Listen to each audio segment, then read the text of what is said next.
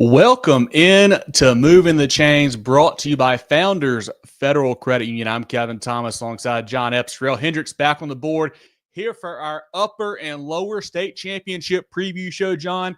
Round 4, if you want to call it that, whatever, man. But this is the big time. Every matchup is huge now all across the state. Yeah, everybody that is here this week deserves to be here.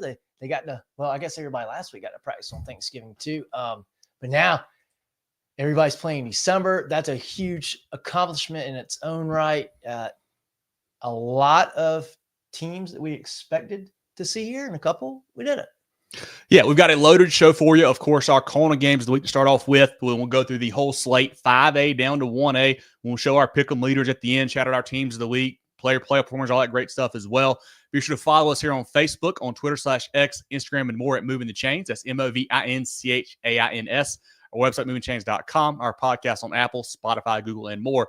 Each Tuesday, we do a preview show for that following week. Next week, we'll have our state title preview show on Tuesday. That'll be a lot of fun as well. We have our recap show that comes out on our podcast platforms, typically Sunday night, Monday morning. It has great info as well. And then we have coach interviews, player interviews, food reviews, all kinds of great content all across all of our platforms each and every day throughout the week. So definitely check us out on all those platforms. We had an issue a couple weeks ago with the stream, had to go over to YouTube. So hope you guys will follow us on there too, just in case we have any issues tonight for sure. But like Jerel says there on the screen, get your Moving the Chains merch, guys. Please. We've had a lot of comments lately about these people asking about it.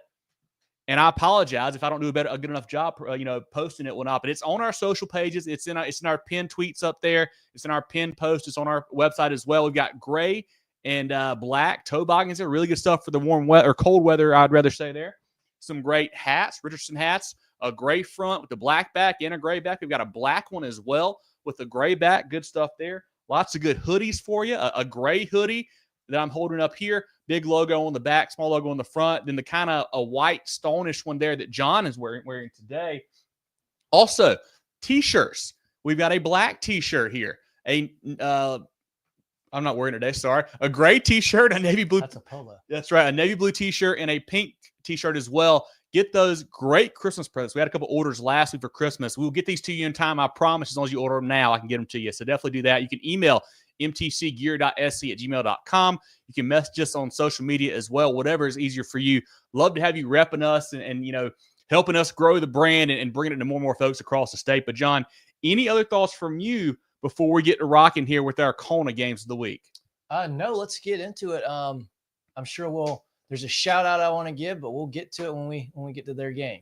Perfect. Let's start our Carolina Orthopedic and Neurosurgical Associates games of the week, our CONA games of the week, 5 of the biggest ones across the state in the 1A ranks. That's Lewisville at 11-1, traveling to Hyatt Stadium to take on the 12-1 Abbeville Panthers. Is that right, John? 12-1 for Abbeville?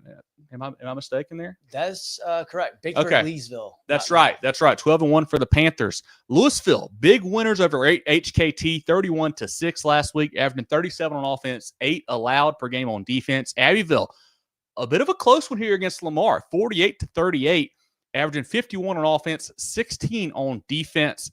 The playmakers for the Lions, you got Zach Rogers at quarterback, Jordan Strong, Tay Robinson out wide with Ja House. Defensively, JB Buchanan, Elijah Baker. For Abbeville, quarterback DeMarcus Leach, 272 on the ground last week, 5 touchdowns. Lamar Jackson back there, it sounds like, folks. Carson Norman had 14 carries for 82 and a touchdown. Julius Haddon also had a touchdown for them. Defensively, Altavius Patterson, he's a force there. Defensively, Gage Evans as well. John, we've had Abbeville high in the poll, number 1 in the poll all year long. Lewisville has been right there as well. Can the Lions go on the road and do what some folks would call the unthinkable? I think it's possible. I think it is possible. I think Abbeville is definitely the better team in this matchup. Their one loss is Batesburg-Leesville. They nearly beat them. A team that was number 1 in the 2A poll almost all year long. Our poll, the media poll, and well-deserved. Abbeville is, I feel like they're and I think they feel this way too. I feel like they're a 2A program playing at the 1A level. They're just loaded. They're good. They got a great home field atmosphere at Hyatt Stadium. I think they're going to be a little too much.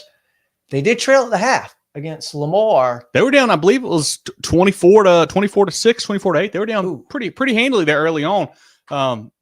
it could have got out of hand, but they fought back, Yeah, obviously, yeah. and won that football game. And I say that because Lewisville, I think, is better than Lamar. So if they stumble out of the gates and get down early, that could be, maybe they don't win the game against Lewisville if they do what they did last Friday. But I think they'll be ready to go. I think the defense will play a little bit better this week for Abbeville, and it's probably a great thing for Abbeville to have that on film and say, hey, here's some things that we got to work on, because they are going to have to play really well to beat Lewisville. But I think they will. I like Abbeville on this one. I think they roll on to Orangeburg. A couple stats I found doing some research here. Coach Nichols, Abbeville is 9-3 in upper state championships under him, 8-1 at home, where they're playing, of course, this week. This, of course, right here has no bearing on this week's game, but I thought I had to mention it. The last time these two teams played, 2019, Abbeville scored 85 points. So obviously no bearing on this week at all, but I just like 85 points. You got to mention that. I mean, how do you not mention that there? I think Lewisville has a real chance. Lamar threw 4 touchdown passes last week, had another back go over 100 yards. Like, I think their speed caused some issues for Abbeville, and I think Lewisville has some speed who can do that as well. And it seems like we talked about it earlier in the year, John. The Abbeville defense has some holes in there, it seems like. They give up a lot of points. Teams that they have played that are, let's say, teams they have played that have a pulse have scored points on them. 96 has scored points on them. Batesburg Leesville scored points on them. Powdersville, of course, last week with Lamar as well. I think there can be some points scored on that Panther defense. So it may come down to how well they can step up. Another key, too, that we have to look for. Abbeville last week had 2 problems with punts. One of them was blocked and had a bad snap on another one. If you have a situation like that here, upper state title game, that could be the difference in the ball game. I mean, obviously, I feel like you're leaning here to Abbeville. Is that where you're going here? Is that kind of what you're thinking? Jerel, what do you like in this matchup? I mean, this is big time. This is big time. Yeah, man, I like both teams. Here we are, trying to play both sides of it, right? But no, I really like Abbeville. Really impressed with Lewisville, though. We saw them probably play their worst game of the year with that matchup against C.A. Johnson, and I feel like that kind of shaped our opinions of them. But since that point in the season, they have been playing lights out. Really excited what they've been able to do. I think Lewisville has a real opportunity to win this game. Abbeville just playing at home. I'm going to go with them in a tight scoreline, but that game last week against Lamar definitely raised some eyebrows. You make some good points about that defense. If they're not able to contain this Lewisville team, their defense might be better, so they have an advantage here. So I'm leaning slightly Abbeville just with their championship pedigree. They're playing at home, and they've been the number 1 team all year. Just so much talent there, but I would not be shocked if Lewisville wins this football game. You mentioned, Jerel, how they're playing so much better. Their last 6 games, 277-27. The Lions have been absolutely rolling, playing great football on that side. On both sides, really just absolutely clicking.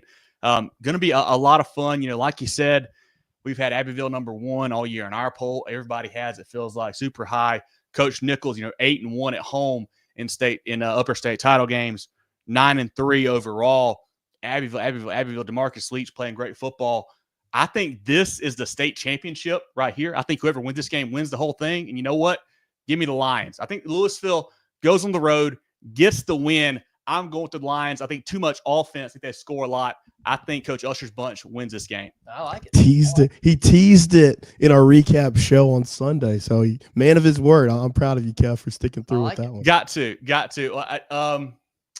Jerel, I'm going to have you pop up some comments. John, if you want to read them, I'm going to do you do that. I'm going to do a quick plug-in for our video camera so we don't die. So you do that. John, you read the comments. I'll see. Let's go Lewisville from Dadrian there. Good to see you, Dadrian. It's going to be ice cold Friday. Yeah, 30-degree temps. I know I'm not looking forward to it. I'm probably going to go to Charlotte Saturday. Not looking forward to that either. It's going to be two cold days, but at least we got good football. Zach, hey, good evening to you too. Yeah, I know we're all going to be cold on Friday. I tell you what, the good football will warm you up. Kirtland Tony, thanks for tuning in from Oklahoma. I know you guys are cold out there. You're probably laughing at us about the shivering in the 40 Barnwell degrees, fans there. Here. Yeah, and Kurt, huge win for the War Horses. Cam Austin, big game for Barnwell, big win last week. We'll talk about that game here in a little bit. Chris, appreciate you being in here. I think we're plugged up now, John. You should be good. Patrick, good to see you, man. Gaffney is rolling. They're playing great football. Zach, exactly right, man. The season has flown by. We even got an extra week this year, too, and I still feel like it's flown by there. Patrick said, as we stated, we are Catawba Ridge, John. Hey, I don't think there's any confusion there. I'll remember that. No doubt about that. Brandon says, great show, guys. Coming for Clinton Fairfield Central should be a great one. Yes, sir. Will be a lot of good there. Kevron, appreciate you for tuning in, my man. Listening from Cope. I love that. Travis, what's up, guys? Westside now, national 98. Very cool. I think they should be higher than that. I think they're a much better football team than that. Let's go Rams. Go Mountain View Prep, says Kevron. We'll get to that 3A matchup here in a bit. Justin sends up thought and prayers to senior running back Isaac Wigginton. Yep, for Wren, exactly. Yeah, definitely keep him in your prayers, guys. He's still fighting after that crazy accident a while back.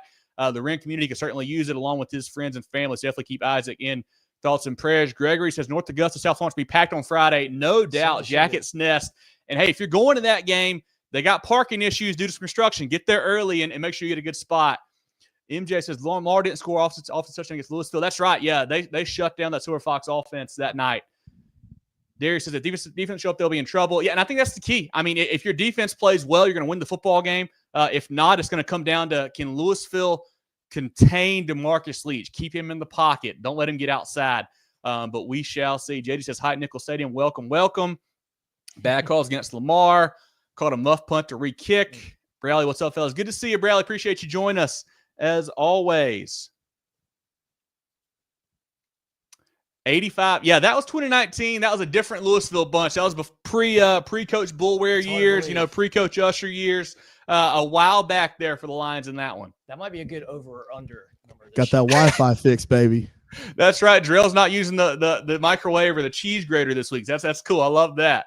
Rank me on, says Darius. Hey, exactly right, Darius. Like we said, at this point, everybody's good, man. Doesn't matter where you're ranked in what poll. You got to get on the field and prove it. And it'll be a fun matchup on Friday. Going to Lewisville to win also, Justin. Okay, so it's just me and Justin and Dadrian. I love that. Marquise, too, on the hell. Let's go. We got the whole train. You know what? I'm a little worried now. I got too many picks for Lewisville. I don't know. But they're all saying upset, though. Dadrian had to call me and John out on this one. I love it, Dadrian. I love it.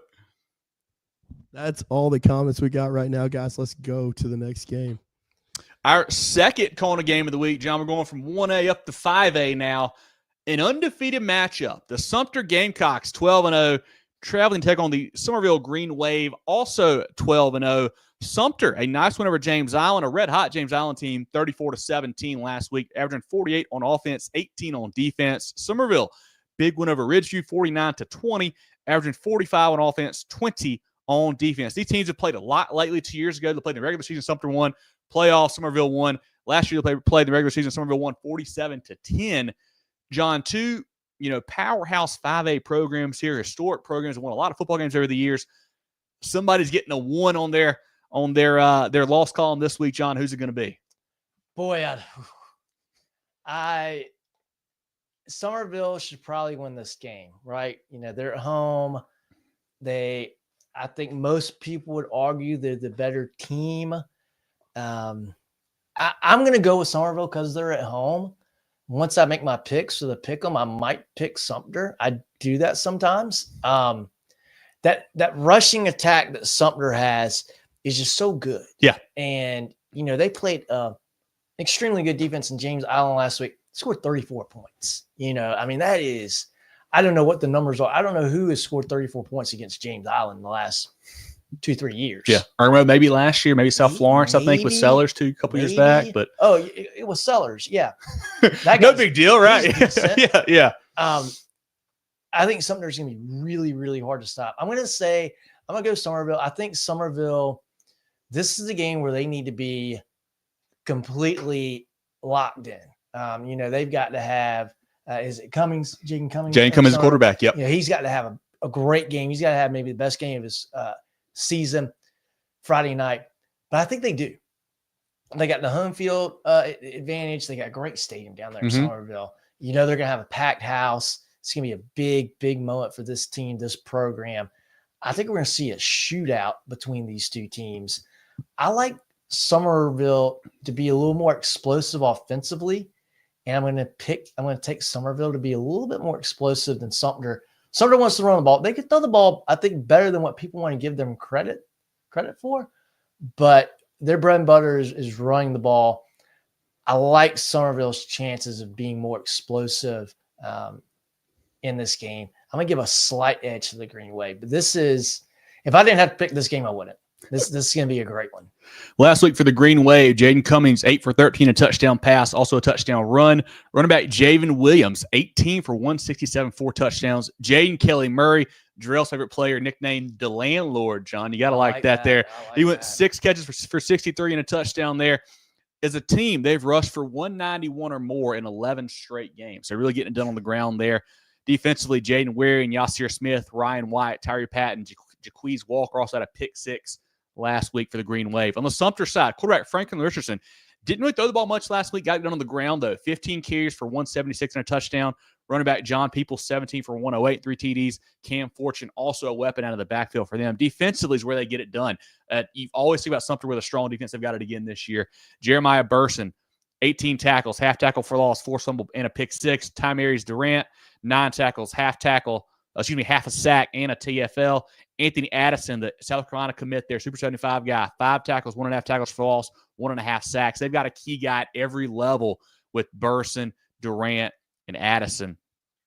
And I think, John, Somerville, very explosive. I think Sumter is more explosive, too, as they have been in years past. Like, they've got a little more speed for sure on that side of the ball, it seems like there. I do worry if they have to throw it, can they throw it? I don't know, because they haven't really been forced to this year. They've been able to just overpower everybody and just, big offensive line and the speed they got in the backfield, they've been able to, take care of that. But if Somerville, who I think has a really good front 7, if they can make them somewhat throw it with Richardson, I think that's going to be a game changer there for that Gamecock offense. Yeah, and Richardson's a little bit of a bruiser himself. Mm-hmm. But yeah, if you get something out of their game a little bit, and even if,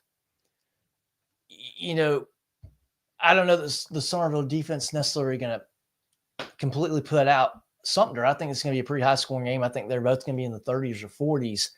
But I think you could put a little bit of pressure on Sumter, especially if you can get a lead. It doesn't have to be, I'm not saying you got to score first or you have to have the lead at halftime. But if you can have the lead, and if it's kind of a back and forth game, but you're the one holding the lead in the second half, I think you put a little bit of pressure. Obviously, you're going to put pressure on the other team. But I think you put a little bit of pressure on Sumter to be able to throw the ball a little bit, because you may get in a situation where, hey, you're down a score with, 2 minutes left. And, then you might get a little bit out of your comfort zone where you feel like you got to throw the ball a little bit. We've seen teams do it, all the time, where a high scoring game, you get a little bit out of your comfort zone. I keep going back to Camden and Daniel. They've had some great state championship games. Camden scored a lot of points, but they've had to throw the ball when they typically want to run the ball, and you get them out of their comfort zone. You press a little bit, you make a mistake. And I think this is going to certainly be one of those games where if one of these two teams makes a big mistake, a big turnover late, that could be the difference, that one play, because I think they are that evenly matched up and that equally talented too. Yeah. Super excited to see that front 7 against that Somerville rush, or against a Sumter rush attack, will be a lot of fun. I trust Jaden Cummings throwing the ball a little bit more. I do Richardson. Yes. I guess I'm going to go Somerville. Somerville at home, too, I think is tough to bet against. I'm going to go with the Green Wave. Jerel, what do you like in this matchup? I mean, I really do not feel great about that pick, but I'm going Somerville because they're at home, I think. Makes me happy I get to pick against both of you this time. I'm going Sumter. Love style of play here. That's why I'm going with them. They like their physical team. They like to run the ball, and they play great defense. I think that's what you have to do really in the playoffs. That's the only reason why I'm going Green Wave.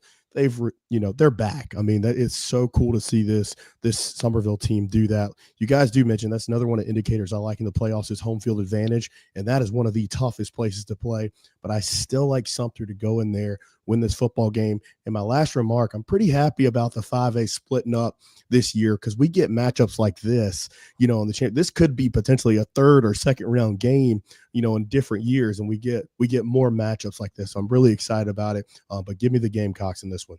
I love it. And Jerel, while you're putting up the comments, I do want to shout out Somerville alum Yannick Smith, East Carolina. I don't know if you guys saw it. Big touchdown catch Saturday, and had maybe the celebration of the year. Kind of gets hit late, does a little between legs crossover, and shoots the fadeaway onto the defender. Man, just a great celebration after a big touchdown for the Pirates there.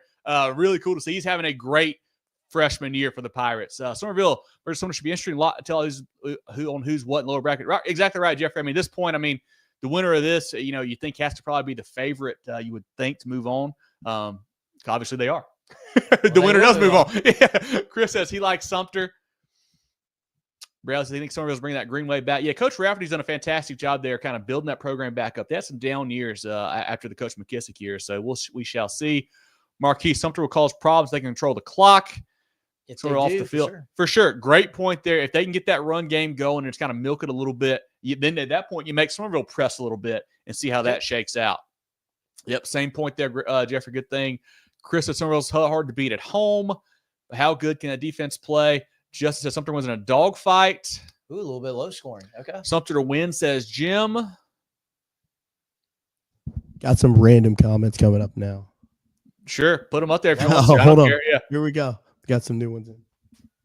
Jeffrey went to Sumter to be tight either way. I mean, these two have played a lot of close games. Obviously, last year not so close, but they have played some in the past. Summerville struggles stopping the run. Sumter by 2 scores or more, says David and Tony. Okay. Interesting. Tinky said she's got to get us to Big Cross. Hey, they got the home game against Lakeview this week. Should be a good one down there in the 1A really lower state ranks. Big Cross. Travis moved PDBSU versus Hillcrest. Exactly. Yeah, that game is played at Hillcrest. We'll get to that in a little bit due to some capacity questions to make sure you have enough. They are playing there in the 3A upper state. Brad Runner says it'll be a good game. Let's go Sumter. Certainly will be a good one, man. 2 powerhouse 5A programs there. Let's keep rolling, guys. Our third CONA game of the week, a 4A battle in the lower state. South Florence, the Bruins, they are alive and kicking, John, at 10-3. Traveling to the Jackass Nest, North Augusta, 12-1. South Florence avenged an earlier loss to Hartsville in a big way last week, 49-21 over the Red Foxes. North Augusta, they rolled over Gilbert, whom they'd already beaten. They scored 63 points, give up 14 in the playoffs. The Yellow Jackets averaging 40 on offense on the season, 14 allowed on defense. South Florence, 42 on offense, 23 on defense, John. South Florence, we were all really high on them coming into the season. I think we all had them, hey, Coach Marlowe's built a big program, got a lot of studs coming back. They took their lumps early on, played teams like Summerville, like a Fort Dorchester, like a Northwestern. They got beat pretty handily a couple times there. We thought, maybe not as good. We'll see. And then they go to Hartsville in the region play, and they get hammered there as well. I'm like, you know what? Maybe this isn't the same South Florence team. I don't know what to make of it. But now it feels like in the playoffs, they have really come alive, man. They hammered a pretty good Hilton Head Island team 2 weeks ago, a team that I think was allowing 14 points per game. We scored 56 on them. They go on the road to Hartsville. You blink, they're up 27-0 in the first quarter. You're like, whoa, man, this team is legit. I think Coach Marlowe and that hard-nosed physical offense and defense seems to be back and clicking on all cylinders for the Bruins. Yeah, what I've been so impressed with is the offense. We thought, ever since Sellers left, the last 2 years, we're like, well, they struggle throwing the football. They're not struggling scoring points right now. And that redemption game against Hartsville last week says a lot because Hartsville beat them. That wasn't there's a late turnovers, bad officiating. No, they got beat. And then they flipped the script last Friday and they beat up on Hartsville. That's big time. And North Augusta's at home. I think North Augusta, and I'll admit it, I think they're probably better than what I give them credit for and what I think they are. So I'm going with South Florence. I think South Florence they're a more complete group, very well coached, playing with a ton of confidence now because they did not play great at the beginning of the season. Like you said, they had a tough schedule, but they have completely bounced back. They know how to get to the state championship weekend of champions, I should say. I think they go on the road, and I think they win Friday. I think they are playing extremely high level of football, and this is one of those cases where, for North Augusta, hey, it stinks, but you're running to one of the hottest teams in the state right now, and that's the way the playoffs work. When you come to the lower state, upper state championships, you're going to have that. I think the Bruins pull it out. Yeah, for the Bruins, quarterback Messiah Jackson is really mature for them. Last week, 5 for 8, $170 passing, 4 touchdowns, 19 carries for 76 on the ground, 2 more touchdowns, 6 TDs in a round 3 playoff game is pretty impressive there. They got a 3-headed monster in the backfield last week. Zion Gilbert, 19 for 169. Trey Leonard's been a stud all year long. And then Jaden Sellers had 133 total yards receiving and rushing for 2 touchdowns last week. They ran for 377 as a team. I mean, got it done on the ground against a good Hartsville squad there.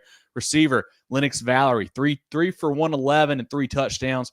Defensively, Amari Adams up front, the Clemson commit, 4 tackles, a TFL, a sack. Terry Gordon, 6 tackles, 2 TFLs, a sack. Willie Kennedy, 6 tackles, 2 TFLs. Warnell Prue, 5 tackles, 2 TFLs. Cameron Coe, 6 tackles. Amari Reeves, 4 tackles and a pick for them. Leonard and Gilbert, John, I saw this, are both over 1,000 yards rushing in the backfield. And that's with Sellers also getting a ton of carries lately as well. So a lot of good offensive options there for the Bruins. On North Augusta's side, Corey Tillman last week, 2 touchdown runs. Michael Doe, 4 TD runs in a playoff game. Receivers, Connor Brown has been a big-time playmaker for them. He got injured early in the year, came back and made some big-time plays outside for them. Malcolm Gaston up front leads that group. Defensively, Alex Powell, DeAndre Baskett, Dante Bell all playing well. Ty Burke, Justin Jackson, both had picks last week. They caused 3 turnovers to a red-hot Gilbert team that had scored some points against a pretty bitch Bengal team the week before there. The key for me, John, and I think you kind of mentioned there, I think we talk about North Augusta a bunch in their offense with Tillman so explosive and Doe so explosive. They can take it to the house from anywhere on the field. I don't think we've given the North Augusta defense enough credit. The most points allowed in the game this year is 28, and that was a one-off there. Honestly, they allowed 20. That was a game still they won, I think, 56-28, so it wasn't even a close ball game there. I mean, they are playing great on both sides of the football. They're trying to get to their first state title game since 1989. Coach Bush's bunch is playing great on both sides of the football. So is Coach Marlowe's. You have to be at this point in the season, of course, to get to that point. And I think this could be a low-scoring game. I think 2 teams that are physical, play good defense. It may come down to who can make the more explosive play. Is it a Jaden Sellers big touchdown play? Is it a Mike Doe run? Is it a Corey Tillman run? Where does it go there? I'm going to go North Augusta at home. One more explosive play. I think they win this football game, the Jackets Nest. I love that. I think, and I'm still sticking with South Florence, I think they might make a big-time explosive play on the defensive side. Certainly could. Hey, they've been known to do that. I think it was it maybe last year they had the long streak of having some kind of defensive score. I think like 7 or 8, maybe 9 or 10 games in a row. So they certainly had to turn it over and turn it into points for Coach Marlowe's bunch there too. Should be a fantastic football game. I think both these teams are really, really good. Jerel, who do you like in this lower state 4A matchup? Give me South Florence in this one, and I've been going back and forth with it. I mean, South Florence, I think it just depends on what defense shows up. Is it the defense that they played last week, or is the defense they played against Hartsville when they got absolutely blitzed when Demarion Coe got loose? Because Doe and Tillman can do that to them. So it just depends on how that front holds up, how that defense goes. I like South Florence in a close one, and it's tough because North Augusta has played probably as good of football as anybody down the stretch. Obviously we saw that big game that they had against Gray to kind of seal it up and seal their, home seeding throughout the playoffs. So that's no slight to them. I think these are 2 fantastic football teams. But just give me the Bruins. And Messiah Jackson, I saw some pictures of him. It's cool. He rocks the goggles just like Lenoris did in high school. So nice. Got to give him an edge there. Maybe Lenoris passed him down when he left. I love, and another, key point too here that I don't know how much is a factor with it. It has to be a little bit, you would think, is that you mentioned it, John. South Florence, I mean, they've been there. Last year, lower state title winners, lost in the state title game 2 years ago, won the state title. 3 years ago, I believe they lost in round 3. So they've got a lot of kids who have, played in really big football games at this level. North Augusta has not had this type of run now for a while, but they've got a bunch of guys who have, leadership qualities who have played a lot of football. Tillman and Doe are, multi-year starters there. So is Brown as well. So I think that the experience does matter so much for South Florence. That could be a big factor on Friday, but I'm looking forward to this one, man. I think it should be a slugfest down there. Dion says North Augusta 45-35. Malcolm says, let's go North. We got South Florence region preparing for this game. Yeah, exactly right. You play a tough non-region like they did with Fort D and Summerville and Northwestern. You certainly get ready for this game. They're a better team now. Jeffrey says South Florence. Chris says North Augusta in a close one. Plymouth North Augusta win 4A homegrown, says Nathan. Justin says once Sellers gets a step in front of you, he's going at 4.3 speed. Yeah, the South Carolina commit Jaden Sellers there is really quick, especially with the ball in his hands. Marquis, South Florence been in, North Augusta hasn't. Yeah, like I said there, that could be a big factor for sure. Jim says close, but South Florence. South Florence by 13, says Curtis. Malcolm says didn't have our D-line versus Gray. Okay. Yeah, that's right. You guys were pretty injured up, banged up in that game. Still pulled out a nice victory there. Played well defensively, too. They did. Chris, good to see you, man. Appreciate you joining us as always. That's all we have on this one, guys. Let's go to the next one. Awesome. Our 4th CONA game of the week, a big one no matter what season, no matter what round, no matter what time of the year it is, John. And that's Gaffney at 10-1, traveling to District 3 Stadium to take on Northwestern, the undefeated Trojans at 12-0. Gaffney, a big win, 21-7 over Belton-Honea last week, got off to a 21-0 lead in that ball game, averaging 31 points per game on offense, 15 allowed on defense. Northwestern, they do what they do, John. They rolled 35-6 over Greenwood, averaging 50 points per game on offense, 14 allowed on defense. These teams have played a lot recently. Last year, Northwestern got the better of them 49-24. And then back in 22, Gaffney won that football game. Then back in 21, a playoff matchup over at D3. Gaffney won 16-13 in OT in that state title season there for the Indians. John, who do you like in this one? I feel like we talked about Gaffney a lot this year because they've played a lot of big games, and they've played in some close games. They've won some of them. They've lost one of them as well. Northwestern, I feel like we know how good they've been. We have not talked much about them lately because they've just been blowing everybody out. Who do you like, Indians, Trojans here? Yeah, I can't go against Northwestern. You know, I think we expect them to win the state championship last year, and they got tripped up by Greenville. We were completely surprised by that, blown away. This is a Northwestern team that's probably not quite as good as that team last year, but you know that this coaching staff has been hammering to these kids, and they've probably been hammering it to each other too. Hey, we're not going to let that happen again. We're not going to get beat, before we get to the state, get the weekend of champions again. I expect they will be very, very focused in, and you've seen it all year. They have been locked in every single game, which is so tough for any football team at any level to play at a high level every single week. And it seems like Northwestern has done it every single week. They got Finley Pointe, they got a senior quarterback back there that's played a lot of football, a lot of big time football for them. Cameron Vance on the outside, a threat for them as well. I like Northwestern win this game, and I think, again, we don't talk a ton about Northwestern, right? Their defense is very impressive. I got to see South Pointe play Friday, and we'll talk about South Pointe here in a second, but they gave up 14 points to the Stallions. To hold a team with that kind of talent and that kind of speed is really impressive. I think Gaffney certainly has a chance to win this game. Certainly got a chance. They're very, very talented, very athletic. But I think Northwestern, they're flat out better. This game is in Rock Hill. I like the Trojans to win this. Would not be surprised if Gaffney wins. These are the kind of games Gaffney wins, right? But I like Northwestern. I think they're just too good. They're just too good. Gaffney last week, quarterback Javon Gilmore, 11 for 21, 113, 3 touchdowns through the air.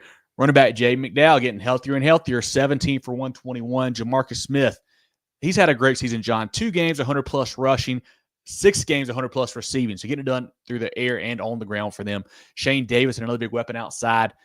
Offensively, Shed Surratt playing both sides of the line, who's been big for them. He had a big game on the defense for them. He had 5 tackles, 2 TFLs last week against that Belton-Honea rush offense. Really cool to see him getting it done on both lines there for the Indians. Defensively, Andrew Roop, of course, is a big-time playmaker, 5 tackles last week. Josh Corey, 5 tackles, 2 TFLs. Zion Ratchford, 11 tackles as well. He's been a big-time playmaker for Coach Jones's bunch. Northwestern side, quarterback Finley Pointe, 22 for 34, 244, 2 touchdowns, and a rush touchdown last week.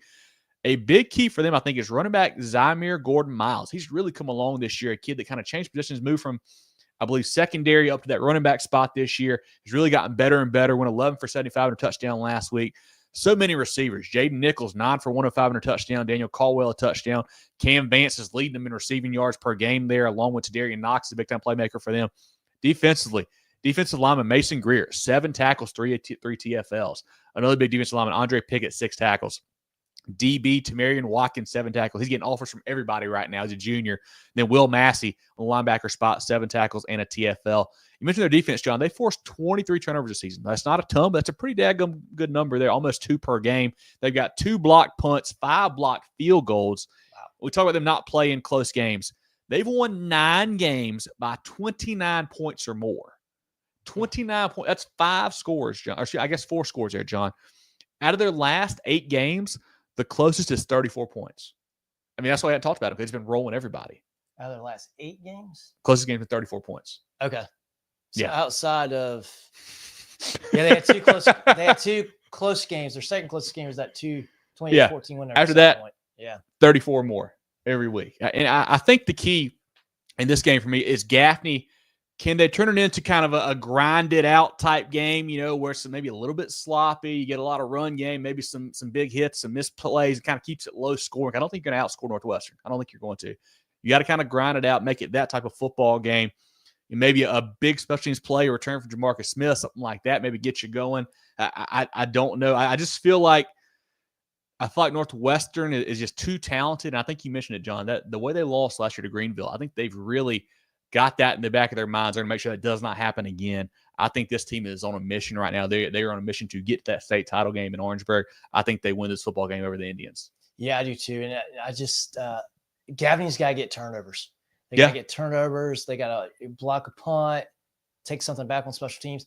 We've seen Gaffney do this. We've seen him do it in the playoffs. I think was it a Gaffney Northwestern game we were listening to on the radio coming back from 16-13, 2021. Beat him in overtime. Game. Yeah. Where from what we could tell, from what we listened to that season, it seemed like Northwestern probably should have won the game. Gaffney wins. So anything can happen in this game. Gaffney Northwestern, you don't get 2 bigger brands than this. It's gonna be an awesome game. I will say this is the time though. If you're a Power 4 quarterback like Javon Gilmore, you're an Arkansas commit, this is your time to shine. Step up, make plays, lead your team to a big win. I mean, because this is when you got to do it. We know on the other side, Northwestern, Finley Polk, a 3-year starter now, a Gardner Webb commit, is going to sign tomorrow. He gets it done each and every week. He's going to put up big numbers. He's going to do his job. Can Gilmore match him? We'll see. I think Northwestern wins this game. Don't be like a former Northwestern quarterback that I saw at Nixon Field in a big game. Guy that played in the NFL.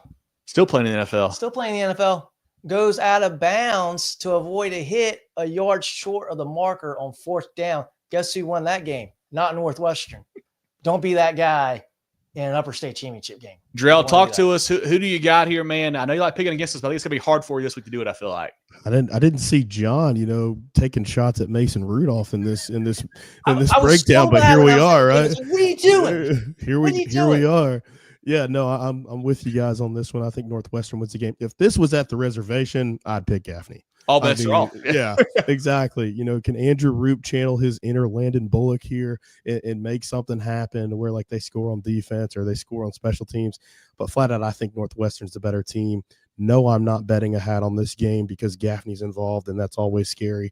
But it should be a lot of fun. I think Northwestern wins this by a couple scores. They've just been rolling this year, and I think they're destined to do so. I think Finley Polk's going to be able to maybe cap off a career, with a state title this year. But I think they at least advance to Orangeburg after this one. And I will say, luckily for Gaffney, no more Turbo Richard, so don't have to worry about him because I know he caused him quite the issues last year in that ball game. But he's causing issues in the ACC now. That's right, Jerel. What kind of comments do I know? We got some folks who are fans of both squads, and this one probably here tuning in. Patrick says, "Boo, John." I'll take it. I understand. Do you ever say taking Northwestern feels like their time? It kind of does. 2 years ago they lose to that Lenore Sellers bunch there down in Orangeburg. Last year they get upset by Greenville. I think it was round 3 that would have been. Yeah, it was yep. Yeah, it does feel like this group has played a lot of football together. They played a lot of winning football. Might be their time. Chris and Justin both going Northwestern there. Defense playing stingy, says Patrick. It certainly is. And I don't expect Northwestern to score 50. I will say that. But, yeah, I think you're going to have to hold them pretty tight there. DBs are small. Can they cover JR, Shane, and Chaz Smith? We'll find out. I like that D-line for Northwestern a lot too. They can probably heat up. But I think Massey and those bunch, I think they'll be able to stop the run. I think the pass game is going to be the key for Gaffney. I'm worried about Gilmore, honestly. Yeah. Leonard Northwestern doesn't play anybody good. Play Rockville area schools. Gaffney 21, Northwestern 3. They beat South Point. They beat was it Providence? They start season 2. It's pretty damn good. Huff, excuse me. First beat those boys. Beat South Florence. We just talked about still playing as well. Nobody wants to play South Point. Patrick, and all comes in Friday night. Jones beating his bag with being his last game, not going into that fight. Yeah, exactly. Dan Jones. The boys want to win it for him and for Boo Boo as well. So Gaffney's playing with a lot of emotion on their side too. So certainly should be a fun matchup over there at D3 on Friday night. Let's put a bow on this one and move on, guys. Our 5th CONA game of the week, a 4A heavyweight matchup, John. South Pointe, the Stallions at 11-2, traveling to take on the undefeated and defending 4A state champion Westside Rams, 12-0 there for Coach Lane's bunch. South Pointe, the big win over Daniel, 49-35 last week, ended Daniel's 37-game home winning streak. They're averaging 50 points per game on offense, 12 allowed on defense. Westside rolled over Camden. We got some hate for that game last week. Apparently, I guess we wrote off Camden too early, but I guess we were right. That game was not close. It was over in the first quarter. Westside wins 49-7, was 35-0 in the first period. So I don't know why people were coming at us for that one, because that was easy to call there. We felt like they're averaging 50 on offense, 16 on defense. For South Pointe, quarterback Cam McMillan, 15 for 24, 109 and a touchdown. But the star across the whole state probably here, Mason Pickett Hicks goes 34 carries for 486 and 6 touchdowns, believed to be the state record. I think they don't confirm this up to after the season's over, but I think that's going to be a state record there. He has now rushed for 2 touchdowns or more in 8 straight games. Receivers Dalen Duncan and S.J. Young. Young had a TD last week. Tight end Jordan Collins up front, led by Anthony Baxter, Victor Gore. Defensively, Daquan Evans, 9 tackles, a TFL. R.J. Buford, Miles Wilson, 4 tackles, 2 TFLs. Jazavian Currents, the South Carolina commit there all over the field. Akeel Brown, North-South guy, had 11 tackles, 7 sacks, 21 now on the season for Akeel. He's had a huge season for Coach Collins there. Seth Tillman also had 2.5 sacks there. And KJ Berg, 15 tackles and a TFL. John, you saw this South Pointe team firsthand last week. I mean, you saw how explosive they are. You saw what they got on both sides of the football. Westside has seemed unbeatable for a lot of the season after they got through some of those non-region games early on. The South Pointe, what do you like? These are two such good football teams, man. These teams are next level, it feels like. Yeah, I look at Westside's schedule, and they've been awesome. I saw them play BHP earlier this year too. I know Creekside's a great Georgia program. It's hard for me to compare them with in-state programs. I just don't know enough. But so take Creekside out of this. This will be the toughest team that Westside will play this year. And yes, if they win Friday and go to Orangeburg, this will be the best team they play all year. South Pointe is incredible. And I said it last week. I said South Pointe will beat Daniel if they don't get in their own way. They tried a couple times. They tried. They had some bad penalties. A lot of penalties is what they had. They had some bad things from that point of view, but they didn't let it get in the way of winning the game. And what I was impressed with South Pointe is I think they're similar with Westside because they're extremely talented with Currents, McMillan, explosive Pickett too. Hicks. On Westside, you got Bomar, Weaver, Cutter Woods. You got all that star power on both sides. But South Pointe, they did the little things. They had some penalties, but they did a lot of little things extremely well against Daniel, a team that doesn't beat themselves. You have to go out and beat them. Secondary play for South Pointe, they were incredible. The plays that Daniel made downfield was a bad matchup. It's hard to guard a guy as big as Jason Bish. It's just tough to do. It's hard to guard a perfect pass. Carter Woods can do that. But they've got the talent. They played very good coverage in the secondary. They played very good on the defensive line. They tackled pretty well. A couple missed tackles, but they tackled pretty well. Special teams, they did pretty well. Offensively, the story of this game, Mason Pickett Hicks, obviously with the 486, he couldn't have done that if his wide receivers didn't block how they blocked. It was incredible, the blocking performance that I saw from those wide receivers on the outside for South Pointe. That was absolutely incredible. I think South Pointe wins this game. They're at home too. I think it's at Westside. Oh, it's at Westside. At Westside. I was thinking it was at South Pointe. No, it's at Westside. Okay. Ooh. We just threw John for a loop mid-segment. Oh boy. Oh man. I'm still gonna go South Pointe. I like them. I think they're playing really good football in this Westside team. I've thought in the back of my head, I feel like there's going to be a game where it doesn't all click together and emotions are going to get to them. I think that could be this game. That's what I'm going with. It sounds crazy. It might be crazy. Westside might win by 21, but I think this South Pointe team, again, like I said earlier with South Florence, South Pointe, one of the hottest teams in the state, maybe the hottest team in the state right now. They're playing incredible football. I think South Pointe wins this game, and I think we see an absolute shootout. I think we're talking a basketball type score on Friday night. This is going to be a really, really fun game to be at. Westside quarterback Cutter Woods last week, 6 for 9, 142, 4 touchdowns, also 61 yards rushing. People forget he can move around a little bit. He's quick. He can run with the football. Running back DB Sherrod Richardson's a stud there. Obviously, receiver DB Camarius Bowmore had 2 touchdowns and a pick last week. Armani Weaver had a touchdown catch. Drayson Evans stepped up big, 2 rush touchdowns and a touchdown catch for them. Kind of an unsung hero there at the receiver spot for them. Defensively, RJ Livingston, 2 tackles, a TFL, fumble recovery. Jalen Hall, 10 tackles. Jackson, Jamison, Wilson, 4 and 6 tackles respectively there. Special teams, John, super dangerous, as you know. I mean, they've got the speed to take any kick to the house. Same thing with the pick. If they get a turnover, they can house that quite easily. They're very good at turning defense into offense, it seems like. They've won 10 games this year by 22 points or more. They've scored 30 or more in every football game. So they have not been stopped yet.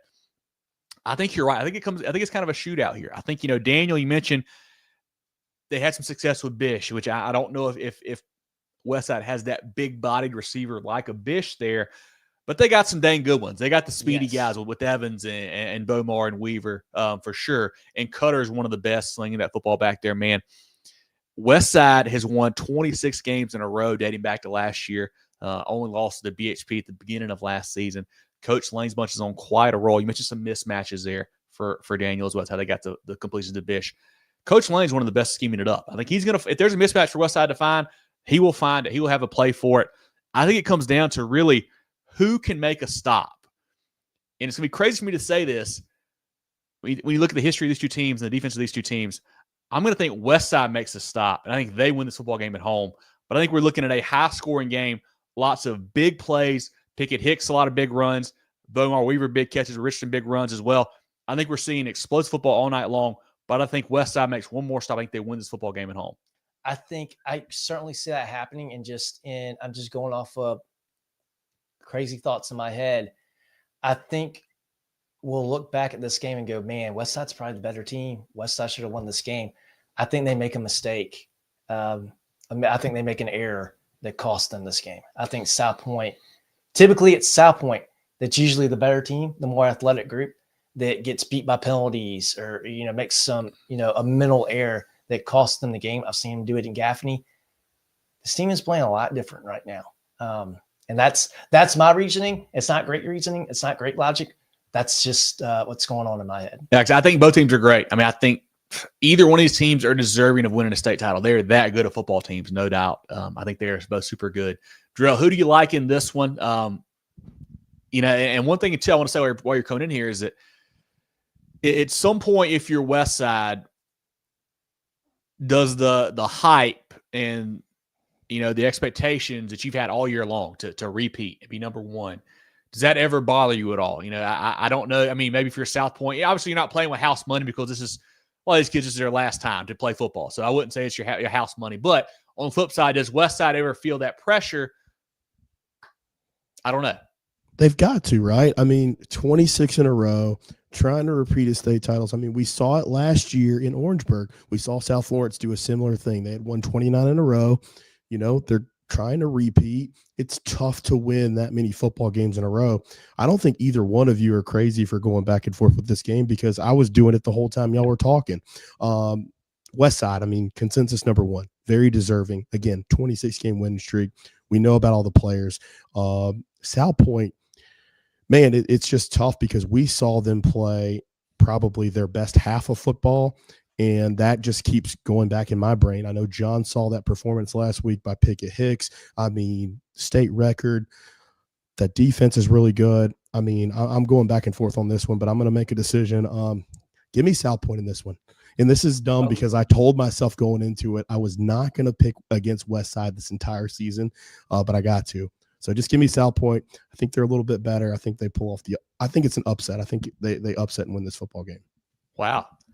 And I think this might be, again, taking Creekside out of this might be the first game this season where Westside's opponent isn't coming in the game going, ooh, it's Westside. I think South Pointe might be the only team coming into the game this year going, well, we don't care. we're better than you. I think that's the thought process behind the locker room for the Stallions. And, hey, when you play in York County, you're a Rock Hill school, you have that mentality. Yeah, both programs expect to win for sure. Vincent says he's got Westside. Patrick says Westside as well. Chris says Westside. Roquez says Westside. Big Westside. Brad says Westside probably take on every top team in the state. I think South Pointe could too. Brandon says South Pointe's a great team. Nobody says it's going to beat Westside. Zach says keep Westside offense off the field. You got a chance. Chosen says Westside 31-17. I think we're going to see more points than that in this one, but we shall see. Dion says Westside. Westside by 21, says Dion. Whoa. Vincent says Westside by 2 touchdowns. South Point too many studs on defense, says Ezekiel. Brandon says he would take Westside over Dutch Fork. Okay, Brandon. Nathan says seen them both. South Point wins. David and Tony says South Point going to hate mail, but Stallion shocked the world, says Marquise. Hey, me and you both, Marquise. Man, South Point says Frankie. I tell you what, we're getting a lot of picks on both sides. I love this, man. This is that makes me know it's a tight game. I don't feel bad for picking one way or the other. That's for sure. Anything else, Jerel, on that one? We got one more. Jim's got a late one in there. Got another South Point pick. So it's pretty even. Jim. Pretty even. It seems like it. But yeah, that's all that we have on this one. Perfect. Once again, our CONA games of the week. If you ever miss them, you can go back when the show's over. They'll be at the beginning. You can go back and check them. I'll put the timestamps in there. You know exactly where to click and watch that. But once again, our games of the week, Lewisville at Abbeville. I do have a quick update from a follower as well. Only loss for Lewisville. Fairfield Central is in the Upper State Championship. That's right. 11-1. Not a bad loss at all right there to that Griffins. That Lions team, and a team that I'm picking to win this week. Go Lions. It'll be a lot of fun. We had, once again, CONA games like Lewisville, Abbeville, Sumter, Summerville, Gaffney Northwestern, South Pointe, Westside, and South Florence and North Augusta. Jerel. Shout out to friends of the program before we go through the rest of the statewide slate. A single moment can ignite a passion. With every play, a spirit of teamwork is forged, and determination evolves into success. Life is the ultimate team sport, and a trusted teammate makes all the difference. Our team at Founders Federal Credit Union works hard every day to offer the financial tools you need, backed by unrivaled member service. Relax, you're with Founders. The George Agency has been serving the insurance needs of South Carolina for over 40 years. They're a full-line insurance agency concentrated in employee benefits and health insurance with an office in Mullins and Murrells Inlet, but they can help you all across the state. They have clients in Greer, Rock Hill, Columbia, and more, so wherever you are, they can help. Give Bradley, Wayne, Richard, and the crew a call or check them out online at thegeorgeagency.net. That's thegeorgeagency.net. John, let's start with the 5A Division I, go through that bracket, what's left of it, and then we'll move our way down from there. Yeah, so we're going to talk about the upper state side. We talked about the Summerville-Sumter game is the lower state matchup. Upper state championship game is Dutch Fork hosting Spartanburg. A rematch of week one, with Dutch Fork winning 24-7. Yeah, Spartanburg, they played great lately. Quarterback Trey Burker's come on. Trenton Lynch had 193, 2 touchdowns last week for them. Justin Rice, 2 TDs. We know what they can do on defense with Cam Rich Smith and Peyton Jones at linebacker there. Coach Hodges' bunch is playing great football. But I think the problem is Dutch Fork has also gotten better. I think, Ethan Offing's playing great football. Last week, they ran for 330 with Maurice Anderson going for 152 and 2 touchdowns. Defensively, they've got 5 shutouts in the season, have not allowed more than 14 points all year long. And it's going to take more than 14 to beat them. I'm going to tell you that right now. You're not holding them under 14, I don't think. Their first matchup, Offing and Bickley had big games. I just don't know what you do against Dutch Fork. I mean, they are so good on both sides of the ball. The offensive line's playing great. Defense always plays great. I don't know how you beat them. I think Dutch Fork wins again. I think so, too. I think it's a pretty low-scoring game again. Spartanburg is playing better.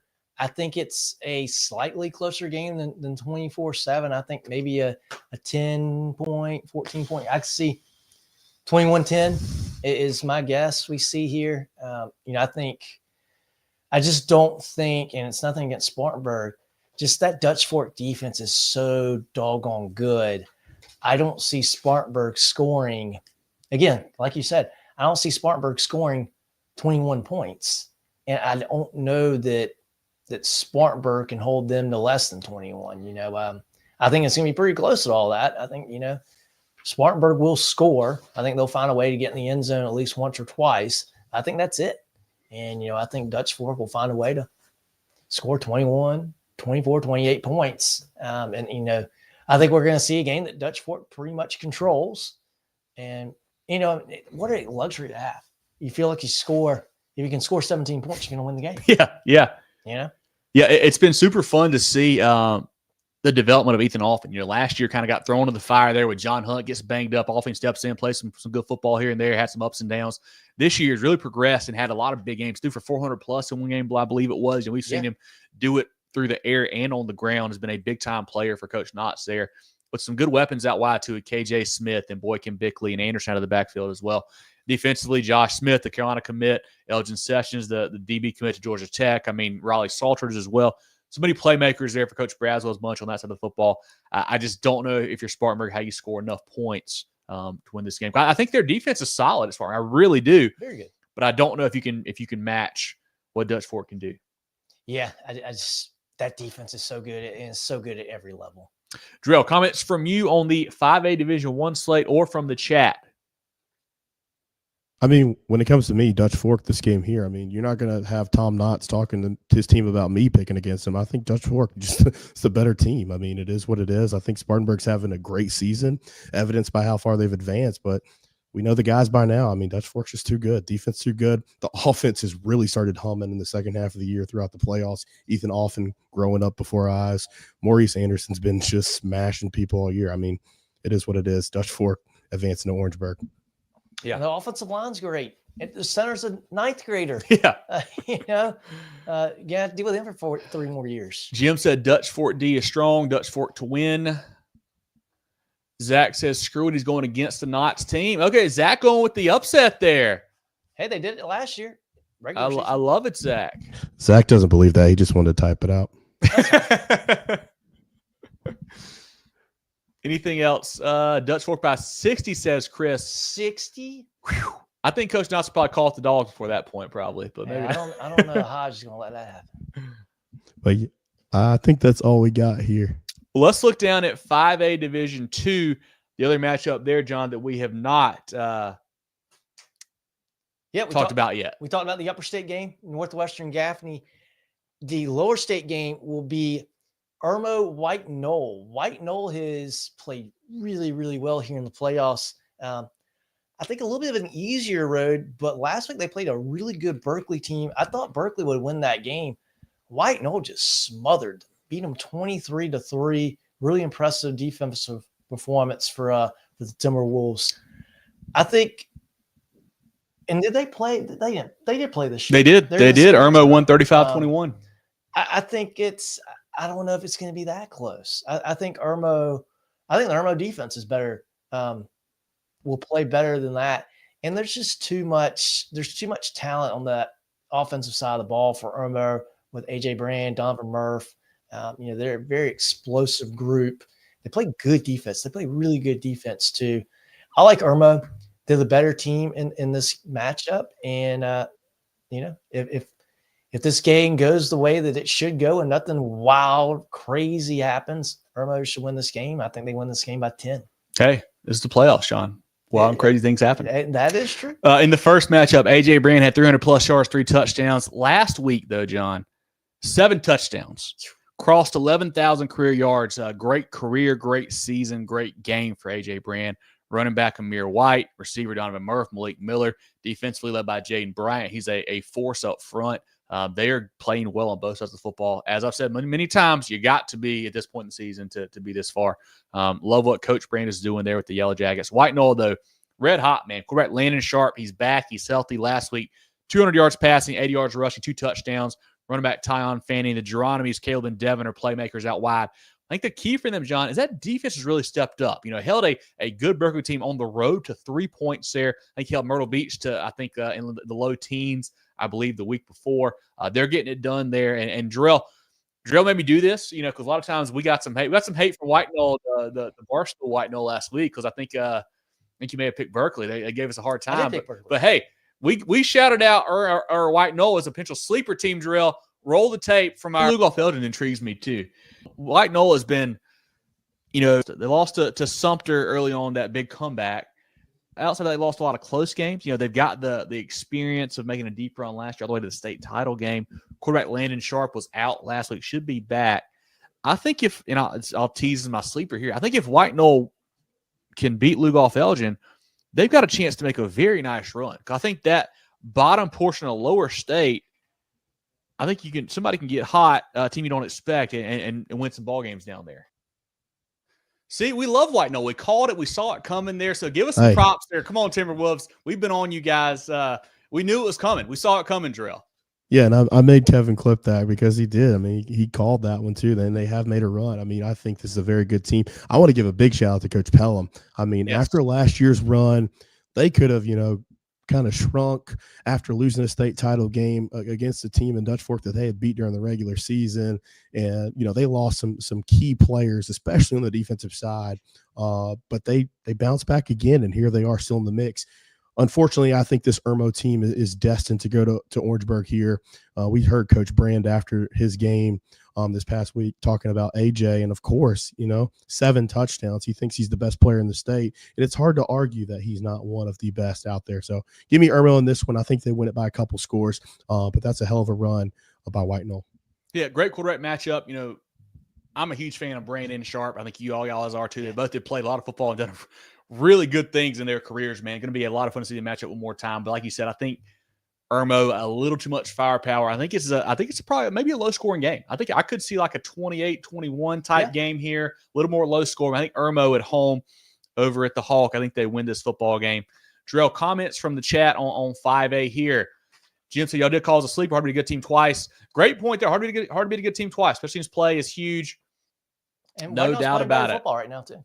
Irmo to Orangeburg, yes sir. Says Bryant or Jesse Bryant. Yep. Keep the receipts. I see. Hey, we try to, people can keep receipts on us. We try to keep us on our own sometimes too. We don't get a lot right, but we get some stuff right.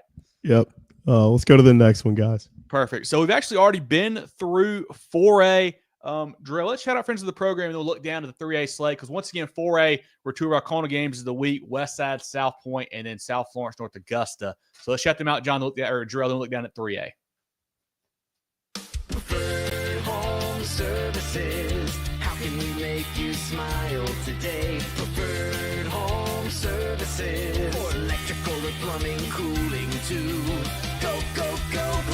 With 3 convenient locations in Spartanburg, Duncan, and Greenville, Carolina Orthopedic and Neurosurgical Associates, CONA, offers the most advanced training and experience in orthopedic surgery, neurosurgery, sports medicine, and pain management in the upstate. Go to CONA.care to learn more. Looking for top-notch sports gear and uniforms? Look no further than First Team Sports. With 30 years of serving the Carolinas, First Team Sports is your local full-service dealer. From youth teams to colleges, we've got you covered with team uniforms, staff apparel, letterman jackets, sports equipment, and facility branding. Visit our local store in Greenville or firstteamsc.com. Make First Team your first choice. Down to the 3A ranks now, John. Yeah, so we'll go the upper state first. We'll see Belton-Honea Path traveling to Simpsonville, where they will play Mountain View at Hillcrest High School. Moving this game to Hillcrest. Mountain View doesn't have a stadium yet. Playing at Hillcrest because of the size of the stadium, expecting a big crowd. Awesome game. You want to see some running backs. This is your game. Great running back matchup, yeah. Yes, Jalen McGill, Marquise Henderson. Doesn't get much better than that.